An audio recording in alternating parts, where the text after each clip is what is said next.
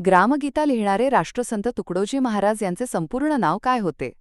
1. माणिक बंडोजी इंगळे. 2. डेबूजी झिंगराजी जानोरकर. 3. माणिक खांडोजी महाराज. 4. यापैकी नाही. या प्रश्नाचे उत्तर आहे माणिक बंडोजी इंगळे. स्पष्टीकरण. तुकडोजी महाराज, पूर्ण नाव माणिक बंडोजी इंगळे, 1909 ते 1968 यांना राष्ट्रसंत म्हणून ओळखले जाते. अंधश्रद्धा निर्मूलन व जातीभेदाच्या निर्मूलनासाठी त्यांनी भजनांचा आणि कीर्तनाचा प्रभावीपणे वापर केला. त्यांनी मराठी व हिंदी भाषांमध्ये काव्यरचना केली आहे. 1944 मध्ये समता संघाची स्थापना कोणत्या समाजसुधारकाने केली? 1. महर्षी विठ्ठल रामजी शिंदे. 2. महर्षी धोंडो केशव कर्वे. 3. गोपाळ गणेश आगरकर. 4. विनायक दामोदर सावरकर. या प्रश्नाचं उत्तर आहे महर्षी धोंडो केशव कर्वे. स्पष्टीकरण. कर्वे यांनी समता संघाची स्थापना 1944 साली केली.